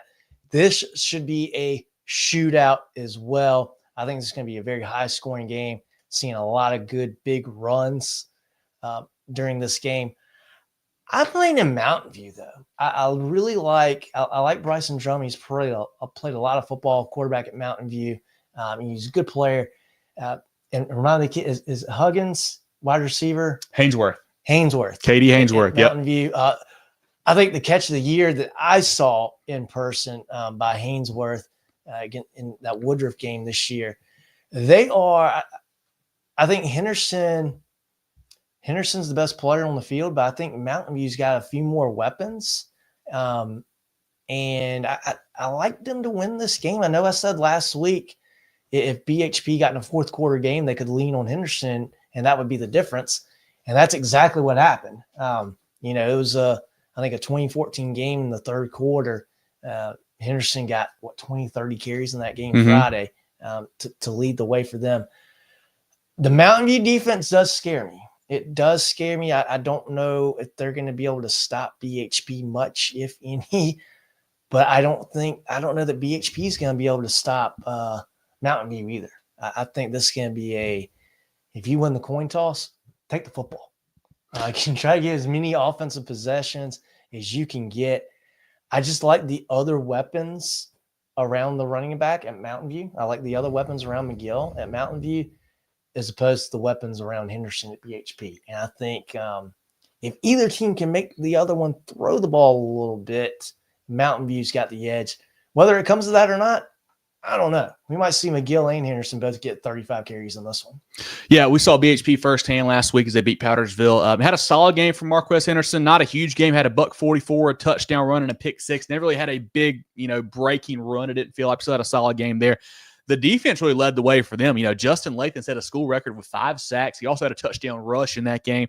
Ty Kelly had some a big play, had a pick, and also a forced fumble there. Tajay Watson had a nice game on offense.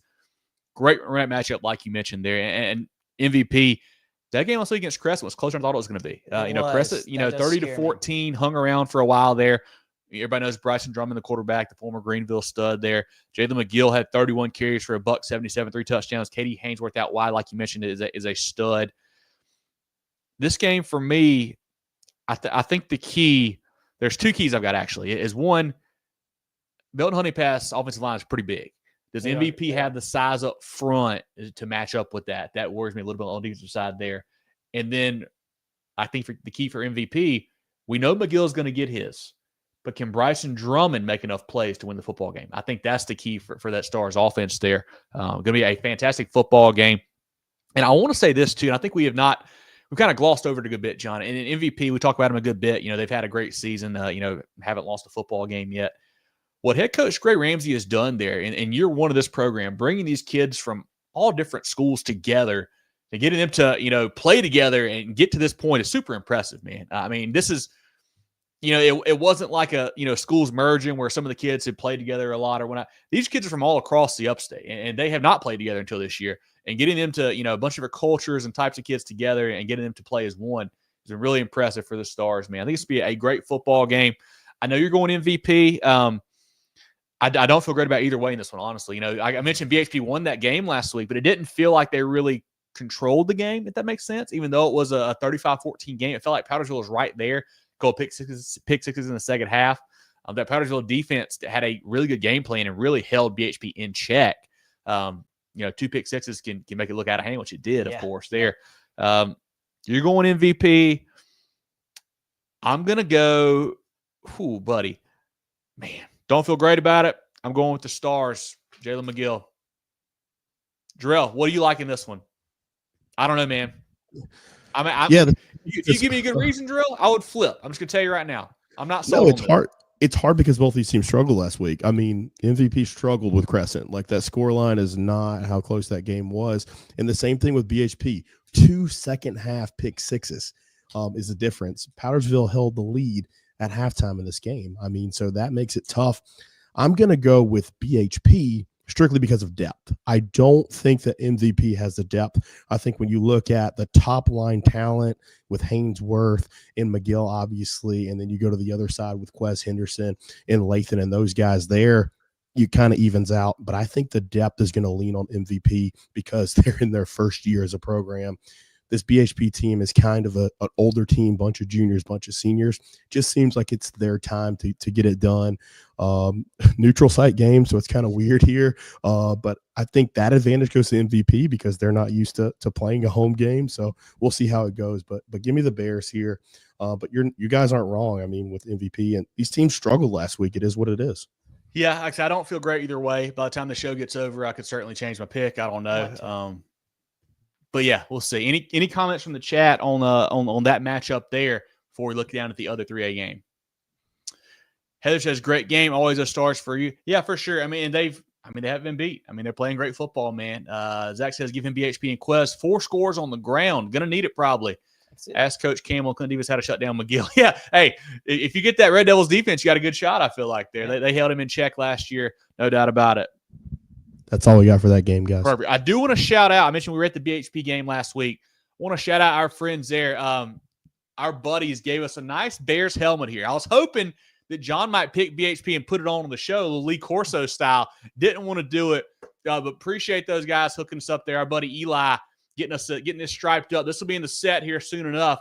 We're just running out of room, as you guys see. So if any of you guys are interior decorators, you want to do your services here at the MTC set, feel free to set us up. We'd love to have it. But shout out our Bear friends there for giving us this. So we'll get this set up here soon enough. But should be a fun 3A matchup. John, what else do we got in that class? Yeah, so on the lower state side of the bracket, we've got our Hometown Connection game of the week. Loris hosting Oceanside. This will be a really fun ball game here. I thought the Oceanside Dillon game last week was a lot closer. Mm-hmm. Well, not a lot closer, but it was closer than I expected. I thought Oceanside would win by 10 or 14. It was a one-score game there. Loris bounced back from a questionably close game against Hanahan to control the game against Keenan. A really good defense. Yes. Keenan put up 30 points on the Raiders. I was very impressed by Loris. I thought they bounced back really well. And it's good that they get to play this game at home. I think it's a little intimidating playing in Johnson Haga. That's a big building on the campus of the Citadel there. I like Loris in this game. I'm probably a little biased because I saw them play earlier this year, and I really like what they do on both sides of the football. I like Moon Fitzgerald at quarterback. I think he's a really good player. He's smart with the ball. He's got a good arm. They've got a good running attack. They've got some receivers that, got good hands. And defensively, man, they hit you like a ton of bricks. They're big and they hit hard. They're a very opportunistic team. And they've got a great home field atmosphere as well. That place is going to be rocking over at Loris. But Oceanside, you talk about as steady comes. That program has been incredible last few years. They continue to do it. I feel like we haven't talked about them all year, really. But here they are again. Lower state championship. Should be a really, really fun ball game. I like Loris in a really, really close one. I've always thought Loris was a little bit better than Dillon. Oceanside barely beat Dillon. I think we see a close one. And this is another one where you could flip a coin. I like your chances either way. Yeah, our HTC Hometown Connection game of the week over at Henneford Field. Loris 30-14 over Keenan, averaging 36 on offense, 10 allowed on defense. Moon Jerel 8 for 17, 124, 2 touchdowns, also 58 yards rushing. He's got 19 TDs, 2 picks on the season. Running back Deuce Stevens 16 for 79 and a touchdown. Also Sherman and Persha are weapons in the backfield. Jacoby and Grim Lewis had 4 catches for 75 yards, 2 touchdowns, along with Brian Johnson out wide. Defensively, Javon Johnson's a stud. He had 10 tackles, 2 TFLs, and 2 sacks. Gets it on offense, too, in the heavy packages. Had a run for a touchdown last week. Landon Connor, 7 tackles, 4 TFLs, 2 sacks. Demaria Thurman, 6 tackles, 2 TFLs. Both those guys play that defensive line spot. They're great there for them. Avery Todd, 9 tackles, a TFL, and a sack. Patrick Bellamy, 6 tackles last week. For Oceanside, 28-21 over Dillon. Averaging 33 on offense, 19 on defense. Aiden Manavian, 17 for 19, 231, 3 TDs. Will Virgilio, rush touchdown and 2 touchdown catches. Running back Terrence Johnson was out last week. Not sure his status this week. I think he'll be back, but not 100% sure about that.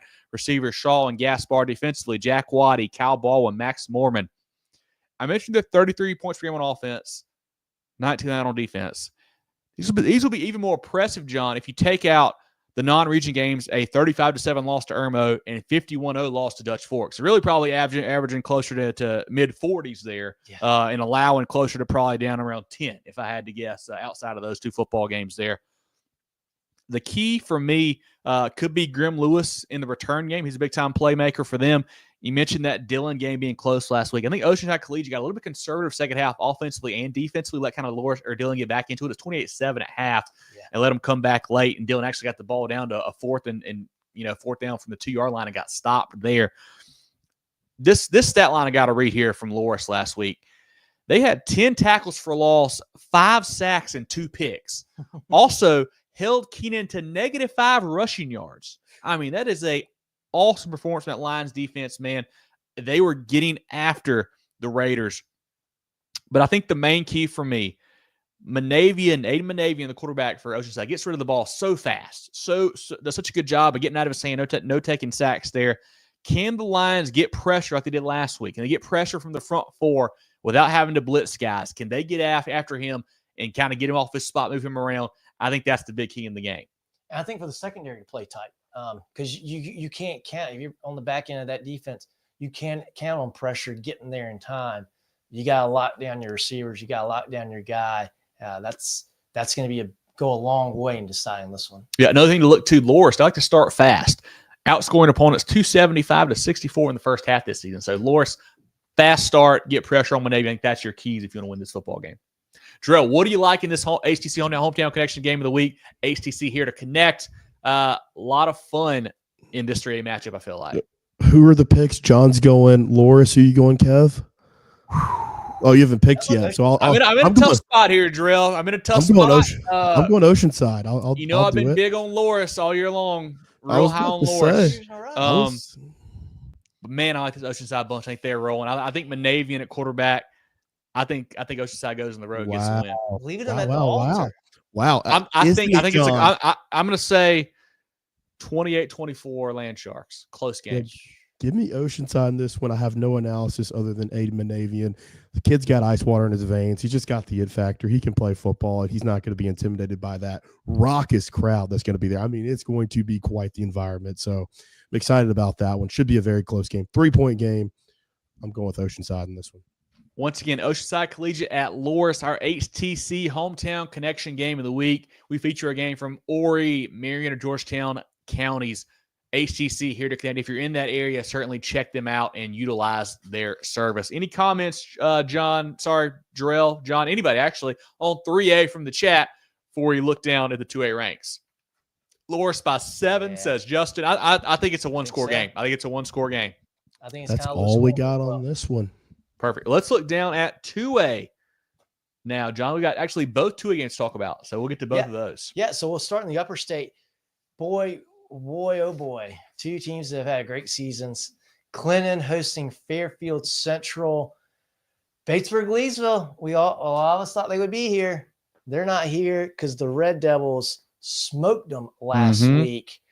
I think the Red Devils continue with the hot hand. I picked Clinton to win. Did not think they were going to win 31-14. That was really, really impressive. Fairfield Central, a really good team. I don't know if they're as good as Batesburg or Lewisville. They're good, and I think we will see. I don't think we see another 31-14 display. I think this will be a one score, maybe a 10-point game max. But I like Clinton. I think they got everything rolling.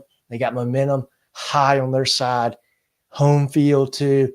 We know Zach and all those guys are going to be out there getting rowdy, getting behind the team. It should be a really fun environment. And in that game, John, Clinton BL was 14-14 and a half, and they shut them out second half. A great win there for the Red Devils. Fairfield Central, they continue to roll, man. They've got one loss in the season. That's to 5A Ridgeview back at the beginning of the season. They played great football for Coach Davis there. Running back Tydarian Greer, the Shrine Bowler last week, 25 for 235, 2 touchdowns. Quarterback Caden Diggs had 2 rush touchdowns as well, as did Jaden Boyd. Defensively led by McLeod, Turner, Jackson, and James all had 10-plus tackles in that win. Clinton had a huge game for Javen Cook, 24 for 269, 3 touchdowns. The week before, big game from Rhett Gillum. So they got, multiple options back there in Coach Fountain's backfield. They may need quarterback Tyson Richardson to make a big play in this game. Maybe it's a big throw from him, maybe a big scramble. He had a big one last week at the end of the half to tie the game up. Could be a big play for him they rely on. I don't know. This is a game to me. I like Fairfield Central's offensive line. They're very big there. I mentioned it last week. Clinton big up front as well. I think that's a good matchup, that Clinton DL, Fairfield Central OL there. So I think it really comes down to what can Fairfield Central's defense do against Clinton's offense. I think that's the key matchup there. I think we know the other 2 sides of the football are very good. What can happen when Clinton has the football? You thinking more high-scoring game here? I don't think so. I'm still thinking probably 20s-ish, but I think it's how many stops can Fairfield Central make. I think that's what it comes down to. I think Clinton, their defense will do enough to bottle up Greer. He's going to get his. He's going to have some numbers, of course. But Coach Campbell, as Zach mentioned earlier, is proven he can stop good running backs. What he did to McGill last year, I mean, they've played Henderson before as well. I mean, they played the studs. Batesburg-Leesville last Played week. Batesburg-Leesville and Andre Wood. I think he had 75 yards. They can stop that. It's going to come down to can Fairfield Central get enough stops on their side. I don't think they can. I think Clinton wins this game and goes to state title. If you want a little bit of history here, the last time these two teams played was the first round in 3A back in 2009. Wow. Clinton came in as a 4 seed, shut out Fairfield Central 35-0, went on to win the state title. Wow. How about that? How about that? I think we're both going Clinton here. Jerel, you want to pop in on this one, or you want to just keep it going? Yeah, I'll go quick. I got Clinton in this one.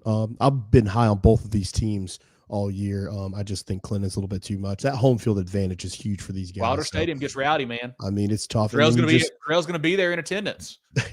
I will not be in attendance, but I would like to be. But I think the focus obviously on Tadarian Greer, just really having that singular focus. They can keep them bottled up. I think Clinton wins this by 10 or more. Yeah, big play from Richardson, I think, wins it for him. Yeah, on the lower state side of the bracket, we'll see Manning traveling to Barnwell. Boy, this is – I feel like we know a lot about Barnwell. I feel like we don't know as much about Manning. But what I love out of the Monarchs this season, you know, we talked about their schedule, like, did they really play anybody? Who's their best win? And 2 weeks ago, they were playing Hampton County. I was been high on Hampton County all year. I thought, well, here's the game that they get exposed a little bit, and we find out how good they are. They beat Hampton County. Mm-hmm. And then last week they played a Philip Simmons team that had been playing really good football, really good defense lately. Started to play really good offense as well, beating by 2 scores. Barnwell, on the other hand, been playing great all year. They had a razor thin best game of the weekend, probably. Yeah, against Straw, 28-27. I'm taking Manning in an upset. I think the case for Manning here is I think they're that good. They just haven't gotten to prove it as much as a Barnwell team has, just because of their schedule. Not their fault. I like Manning in this game. I think it's going to be a super close game. I'm going to go Manning with the upset, though. I missed both these games last week. I was wrong about both of them. You know, Manning, I just cannot figure him out. I have picked him to lose 2 weeks in a row now. But, man, did the stars step up for them last week. John Tavius Canty, Jeffrey Caesar, Jalen Cord all had big games for Coach Kennedy. Huge win for them. A multiple score win, like you said there, John. Barnwell, you know, they didn't play their best last week. I saw Coach Smith say that. But, you know, in the playoffs, not going to play your best every week, and you got to win a game where you don't play your best, and that might have been the one for the Warhorses there. They won anyway. Gutsy performance from quarterback Cam Austin. Had 2 TD passes, a touchdown run. A little bit banged up in that game, but still played his best out there. Jordan Peoples stepped up in the backfield. The big game for him. Robinson and Peoples out wide. Continue to step up for them defensively. DeVoe had the big pick 6, the questionable call there. You know, we've seen it go on social media. I don't know what happened, but DeVoe picked 6. You know, he went to the house with that. I think that was the game. If you're Barnwell, that was the game where you play bad and win. I think that's the one that you have to win a state title. I think they've already got theirs out of the way. I think the Warhorses at home, at Carter Stadium, you know, McWare Field there. I think Coach Smith's bunch, led by Cam Austin, get to that Orangeburg game, state title next week. I think Barnwell wins.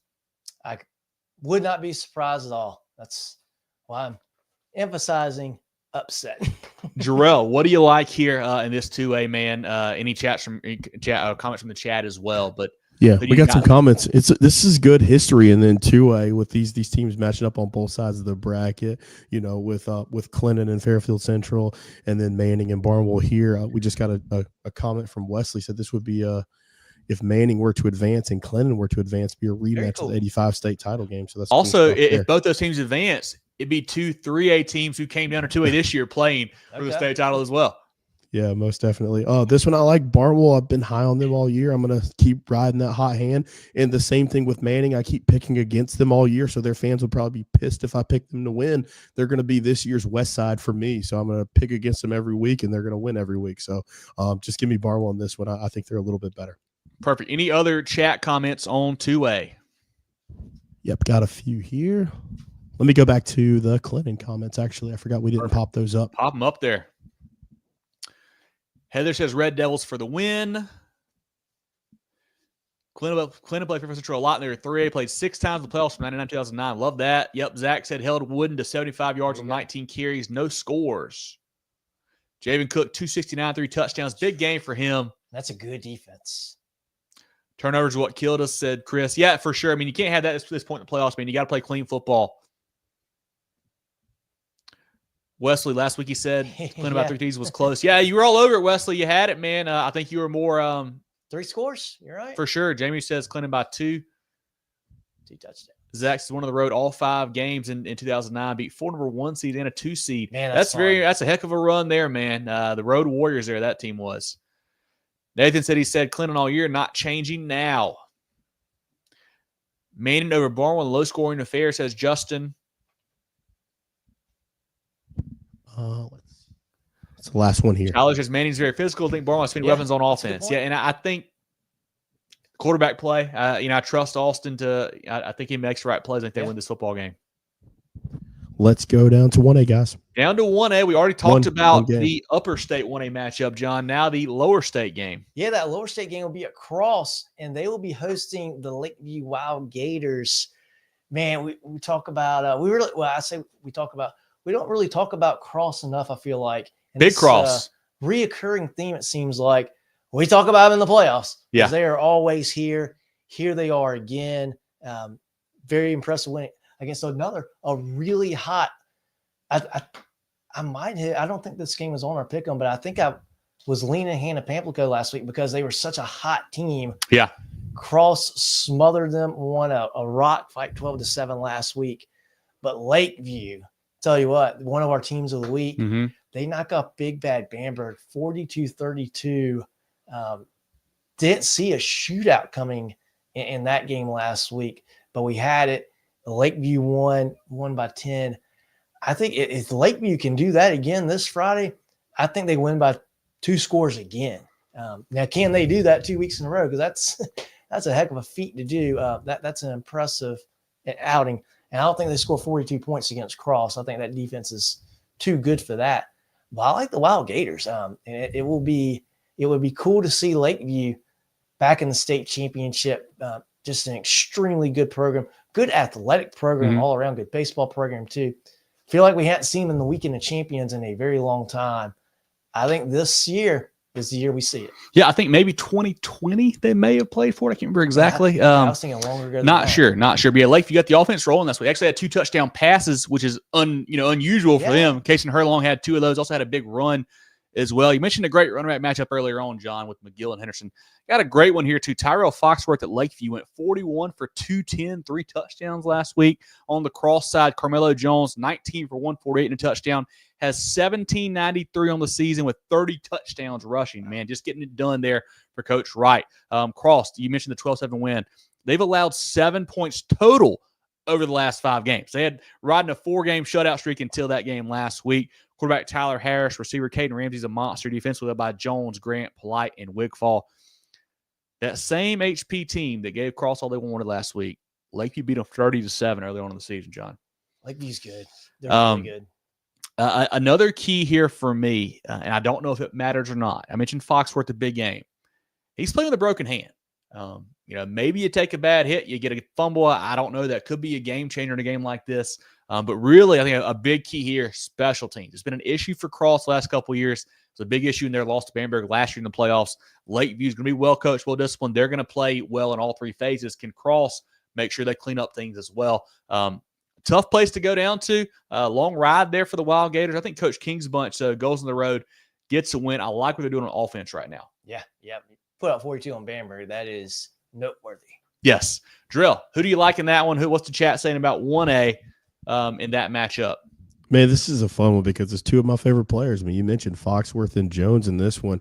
I'm going to go with Cross in this game. I think that Lakeview's a little bit better. I think Cross gets the home field advantage here. They've been knocking on the door here. I mean, and it seems like throughout these playoffs, they've been able to exercise a few demons. I think they're going to advance to Orangeburg.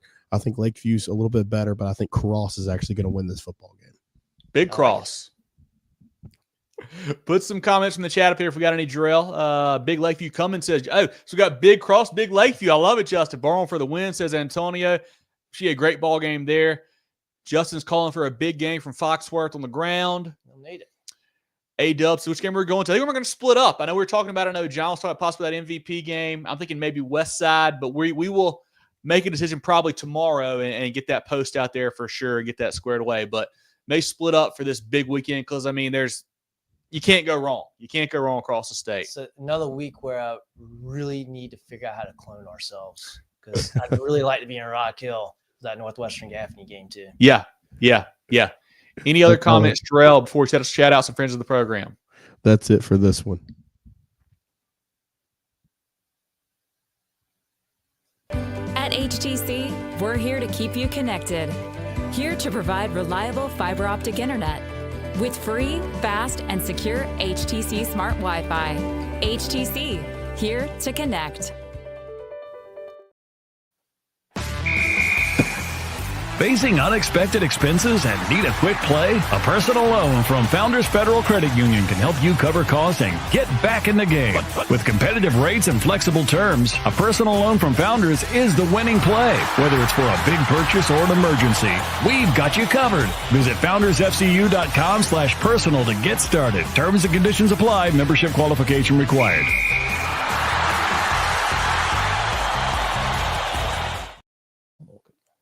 Our playoff pick'em contest brought to you by Hanna Engineering. 11 games of the week. We'll do obviously 6 next week. We won't have 11 to go from, but this is a new contest from regular season. Been a lot of fun. Give reason to watch everybody. Jerel, who won round 3? We had a three-way tie with 10 from Brad, Gregory, and Brandon. Lots of folks with 9. John and Jerel with 8. Myself with 7. A lot of good scores last week. Then overall for the playoffs, Jerel, who is leading that? Brandon J at 28. Still anybody's game. Jeffrey 1 back. Jason and some other folks 2 back. A lot of 25s, 24s as well. I've got 23. John and Jerel with 22. That's our pick'em contest brought to you by Hanna Engineering. A lot of fun to do that, guys. Be sure to tune in and join that. It's on our website, on our social pages as well. Hopefully you will join us for that if you haven't already. Teams of the week. We've got Clinton, South Florence, White Knoll, and Lakeview. All big wins last week brought to you by Preferred Home Services. Our playoff performers ensured by the Georgia Agency. We had a huge list. I felt bad for Jerel. Read them during the recap show. If like he had to stop for water about 4 times. Man, it was such a long list. But that blog is now posted on our website, also on our social pages as well. Check out all those great performances from across the state. And as always, if you see a big stat line, send it to us. We get a handful of team stats, sent to us each week, but not all of them. So if you guys see one, let us know how that shakes out. Love to put them in our blog. Give these kids a shout out. Once again, our playoff performers brought to you by the Georgia Agency, guys. Be sure to follow us on Facebook, on Twitter/X, Instagram, YouTube, and more at Movin Chains, movinchains.com. That's MOVINCHAINS is our website. Movin Chains, our podcast on Apple, Spotify, Google, and more. We do a weekly preview show. Tuesday nights about 7:15. We'll have our state title previews next Tuesday on Facebook and YouTube. Recap show comes out on the podcast platforms on Sunday night, Monday morning. Lots of great coach interviews, player interviews, food reviews, teams of the week, all kinds of good stuff on our social pages every single day as well. So make sure you tune into that and follow us on all those. I mentioned earlier, guys, we lost our stream a couple weeks ago. You had to tune into YouTube. Go subscribe on YouTube. Please help us blow that up as well. TikTok's popping off. People love seeing the food reviews on TikTok. Follow us on TikTok. We're everywhere. Make sure you do that. Like Jerel's got on here, get your Movin The Chains merch. Get your T-shirts. Great stuff for the holidays. I know you got a Movin The Chains fan in your house. I know you do. They all love us, guys. Come on, get your T-shirts. Black T-shirts, gray T-shirts, navy blue. Also a pink one for the ladies. We got some great hoodies. John's got the what color you call that, John? I don't know. Stone, I guess. Stone. We've got a gray one as well. Get yours today. It's nice stuff as well. It's not just cheap merchandise. It's really good quality stuff. It keeps you warm, which you're going to need for these games this Friday. Also, probably need a toboggan, a gray one or a black one. Get you one of those. I think it's maybe the last gray one. So order it now. You can email mtcgear.sc@gmail.com. You can message us on Facebook or social media. Love to get you guys hooked up with that stuff. Great Richardson hats, gray front, black back, gray back, also a black front one as well. Get that stuff now. Get it for the holidays. Maybe you're a fan and your parents or your brother or your significant other needs to buy you something. Send them the link. Say, hey, order me some Movin The Chains gear. We'll do that too. Love to see you guys rocking it at the games. Had a great time. I know, John, you did at Daniel last week. I did at BHP last week. Meeting lots of great people, talking to Eli and Coach Blackston and Kane, our buddy Kane there. The Pattersville folks, Coach Nimmer and Coach Muster as well. Talked to Tori after the game. A lot of fun meeting some new folks and seeing a lot of great faces over there at Marley Gambrill Field. Yeah, and super nice folks over at Singleton, at Daniel. Very, very good environment. I sat on the South Pointe side, actually. They brought a really fun environment themselves. That crowd was super into the game. one funny thing. I don't know if I should mention this or not, but also shout out Courtney Webb. Forgot about that. Courtney talked to you as well. Go ahead. Sorry. Maybe I shouldn't say this, but I'll say it anyways. There's some questionable calls. Don't get us canceled, John. Questionable calls in the first half, and the refs sat on the benches in front of the South Point fans, and some of the South Point fans were really letting them have it, which, whatever. It was all fair. I don't think anything was said wrong. But the the York County officer that was on the sidelines told the crowd to take it easy. So, we got good emotions, good environment over in Daniel High School Friday night. Fun stuff. That's awesome, Jerel. Any final comments from you or from the chat here on this upper and lower state championship preview show? Oh, just thank everybody for tuning in. I've had a lot of fun doing this. I know y'all have, previewing these games going to be fantastic, man. This is the real Thanksgiving week of practice. This is a big one, man. Playing in December is always a great thing. And I say it every week. If you're near, I know your team may be out of it. My team didn't even make the playoffs. So your team may be out of it. If it's somebody that's nearby, go catch a game. It's the last opportunity for a lot of these teams to get gates so that they can continue to, build their brands and things like that. So go support South Carolina high school football. Again, run up all the socials. I know we're close to hitting some milestones, like 5,000 followers on Facebook, close to 4,000 on Instagram and TikTok. So, if you're not following us, tell a friend to do so. The more people we reach, the more that we can spread the message about high school football in this state, and hopefully, get these kids some offers or do whatever we can do to build these programs and shine a light on some great high school football. Great point there, Jerel. Tomorrow, shout out to all these kids who are signing on early signing day too. Got a lot of them across the state. Hats off to those guys. Congrats. Appreciate you guys. If you tag us and stuff, we'll make sure we post it and tag you and like it as well. So make sure you do that. But hats off to those kids. Any final thoughts from you, John? Anything else, Jerel, in the chat need to go to? Or are we good to go to wrap here on the show? Yeah, I'm looking forward to this week. Looking forward to better concessions. Daniel concessions were not good. Not good at all. So hopefully we have better luck. Probably gonna be at Hillcrest Friday night. We'll see. Oh, good. Yeah. Oh, man. Moving the Chains is always brought to you by Founders Federal Credit Union. For Jerel, Hendricks, and John Epps, I'm Kevin Thomas. This has been our upper and lower state championship preview show for South Carolina high school football playoffs. Round 4, if you want to call it that, whatever you want to say. But, man, looking forward to a great week of football. Appreciate you guys, and we'll talk to you guys next week.